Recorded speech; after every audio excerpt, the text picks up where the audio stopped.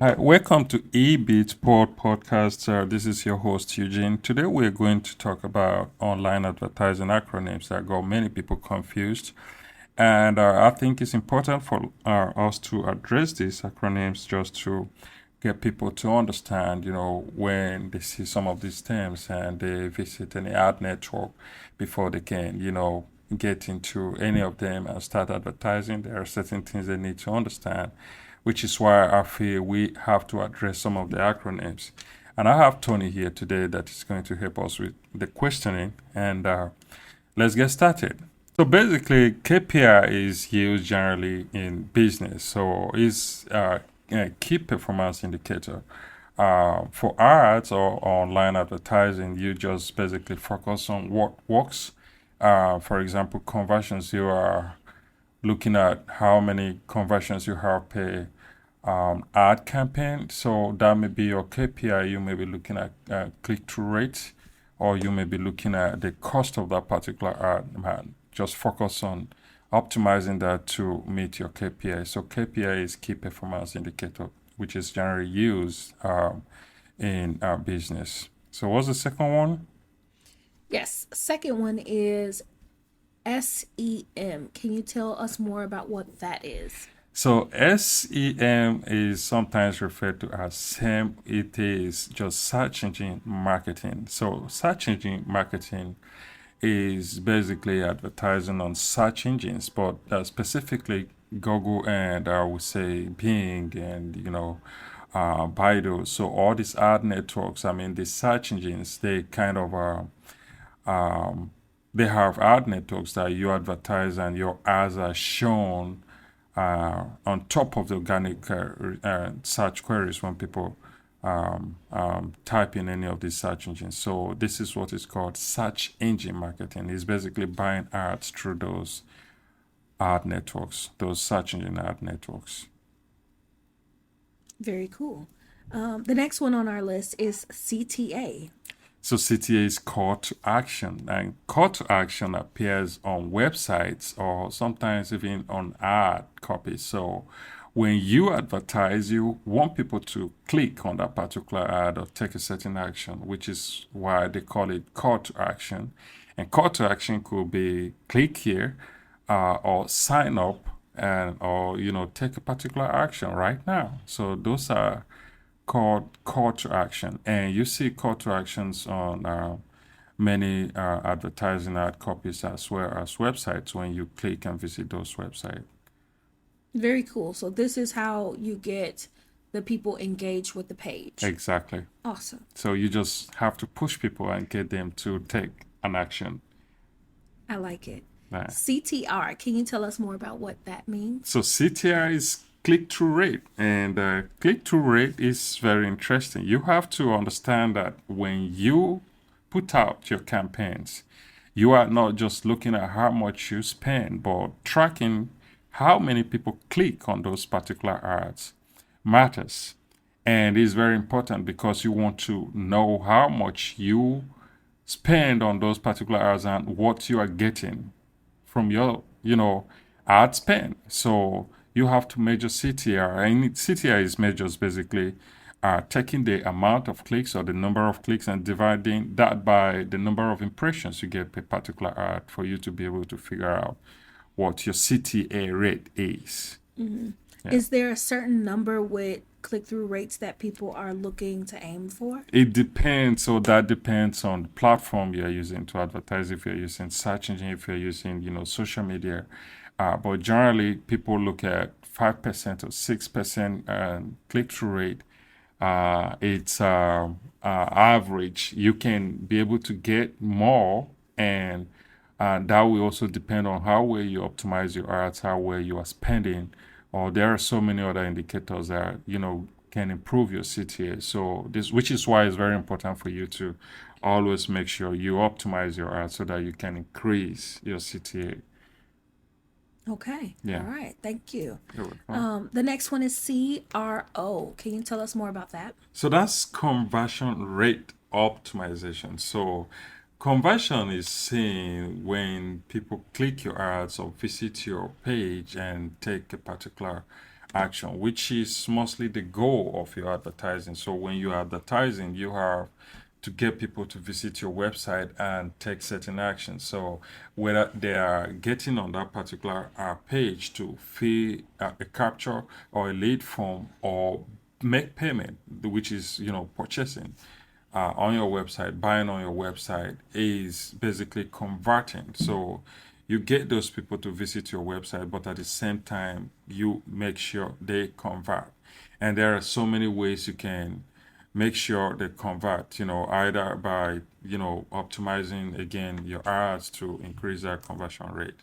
So that's what it is. Okay. Thank you for that. You're welcome. CPM.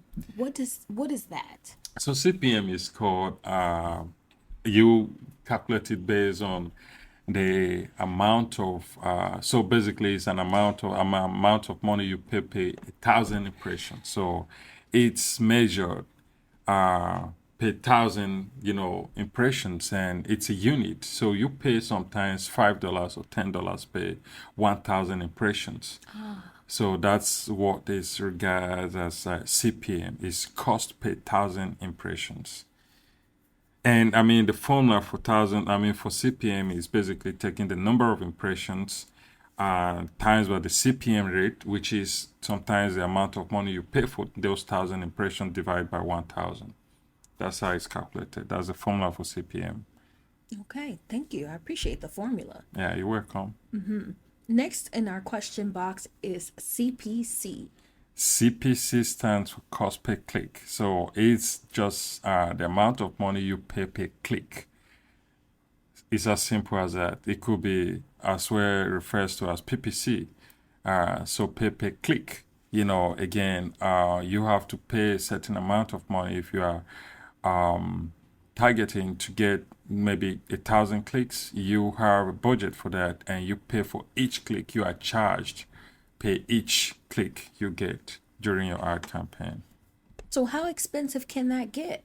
So that depends on the geographical location you are bidding. I mean, you're advertising. So ads are expensive in certain places. For example, US, and again, it has to also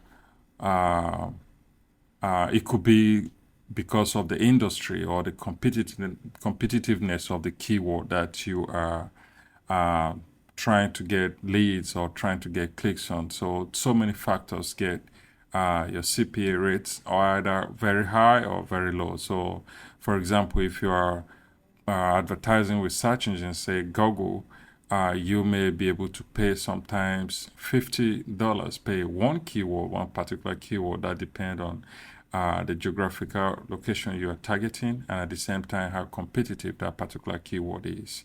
So it fluctuates, and it depends on so many factors as well.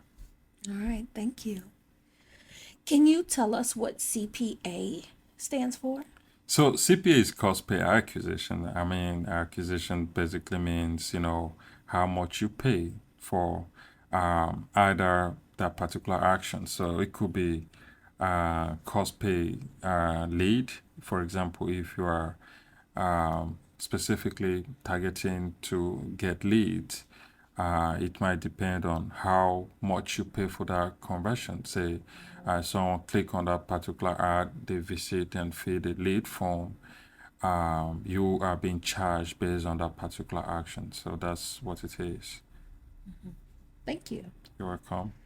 And I think you actually covered this in another question, but can you talk a little bit more about PPV? So PPV is pay per view. It's mostly used for video advertising. So you are charged per view for that particular video ad that you are running. So that's what PPV stands for. So this is like how much a person can potentially make based off of how many people are viewing the content. Yeah, so let's say you are running a video ad, you are paying per each view. Anytime someone view that particular video, you are charged for that particular view. So that is what that is considered to. I mean, it's charged. I mean, it's just the cost of view for that particular ad. Okay. Can you talk us through VTC? So VTC is view through rate. View through click. Sorry. So if you are running, again, it's mostly used for video ads. So if you are running video ads and people kind of view and click those ads, you have to check how many of those clicks pay that particular view. And this is used sometimes when you have not video ads, but generally you are running ads and people see those ads, but they don't click to visit that particular, ad or your website through that ad, but they see that ad and decide to directly visit your website. And it's considered as view through rate is another means of measuring how effective your ads are. Awesome. Yeah. Thank you for that. You're welcome. And another question that popped up in our box is VCR. Can you talk about that? So that's video completion rate. So when you are running video ads, you also try to understand the view rate. So if people see or view that particular video up to 20%, 10%, 80%, or see that particular video 100%. So you are trying to measure how many percentage, per view on that particular video. And then you use that to retarget. Let's say you retarget people who view only 20% of that video, or you target people who view only 50% of that video. So it's a very good measure to, optimize your ads when you are doing or running retarget ads to target those people that view those video ads. I see. So this is more so looking at on a spectrum how your viewers are watching the full video. Exactly. And then from that data, they can then further maybe decide to make the content shorter or focus on the part of the video that majority of the people did watch. It looks like with VCR, a person can get a lot of information about what their viewers are viewing. Exactly. So you just kind of prioritize, how many people view, but at the same time, the percentage of particular audience that view that particular video. Awesome. Thank you for that explanation. You're welcome. And then next on our list is ROAS. So this is either used as, return on investment generally, but for ads, it's return on ad spend. So it could be return on advertising spend. The budget, how much you spend on a particular ad campaign. And then you try to check, what you get basically running or spending that amount of money on that particular ad. So it's just looking at the revenue that you get running that particular ad and dividing that by the advertising cost. That's a formula.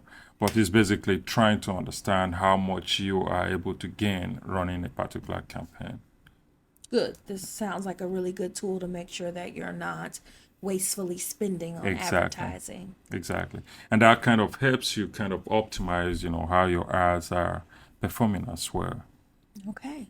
Right. Can you talk to us about DSP?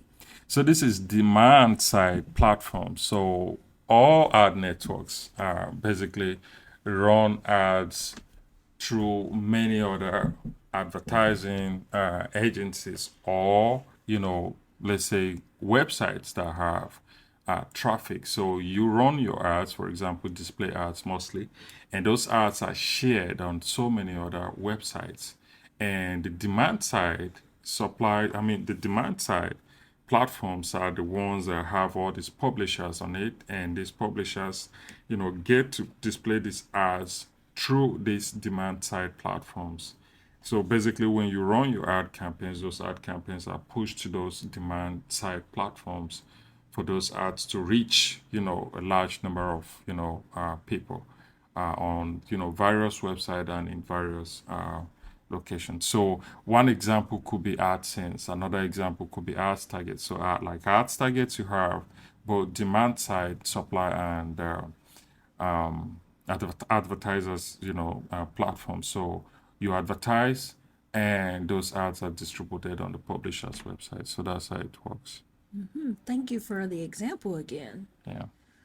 All right, next up is RTB. So RTB is rate time bidding. So this is where it gets very interesting. So advertising, it's more of a demand and supply game as well. So people are trying to compete with you, to either get their ads shown on a particular platform, and the amount of money you decide to bid on those ads or ad spaces matters a lot. So if there is high demand, you will be expected to pay more. So you set your bidding rate to make sure you compete with other competitors to get your ads shown more frequently or on more important platforms. So it's more of demand and supply and competitive system that you have to just make sure you get it right. Okay. Next question in the box is about DMA. So DMA is designated market area. It's just a geographical area where you target your audience. So you can decide to target US. You can decide to target, for example, Chicago only, or target a particular location depending on where you believe your target audience particularly live or may be at that point. So it's just a geographical area where you target your ads. All right, cool. That was an easy one. Yeah. This one won't be so easy. Talk to us about RON. So it's a run of networks. Basically, digital ad campaigns run through ad networks like GND. So just like I covered earlier on the demand side platforms, these also similar platforms, but basically run through so many other supply platforms as well. Okay. Next in our box is a question on SOV. So SOV is share of voice. So share of voice is basically the percentage that your ad gets seen compared to other advertisers. So if you are running ads and competing with others, you try to see if your ads are shown more on any of the platforms, or you just kind of try to measure if your ads are doing better than your competitors based on the view rate of that particular ad. Okay. So we've gotten down to the last question in the box, and it is on IAB. Can you tell us what that is? So IAB is Interactive Advertising Bureau. It's just a body that sets standards for online advertising, basically, or advertising generally. There are standards, and they expect every ad network or every advertising platform to abide by those standards and to make sure the system is fair for everybody and is not misused. So it's just a system. A bureau that sets standards of online advertising. Basically buying and supplying ads on the web. All right. Well, that was all the questions in the box Well, that we had today about the online. 19 digital advertising acronyms. Did you have anything else you wanted to say to wrap this So up? that was very interesting, and I thank you so much for coming up, Tony, helping us with the questioning. I am your host, Eugene, and what I want to say is if you get confused, don't just hesitate. You can just reach out in the description, get my email, and send me, drop me some lines, and I'll be able to reach out to you, explain more. And if you need help as well, just let me know. We are all here to learn. And again, I will advise or encourage you to follow me So, following me will help me, continue doing great podcasts and be sharing great content, for us to grow together here and on EEB Sport Podcast. I appreciate you for listening, and please follow up, and you will see me and I will see you in the next episode. Thank you so much.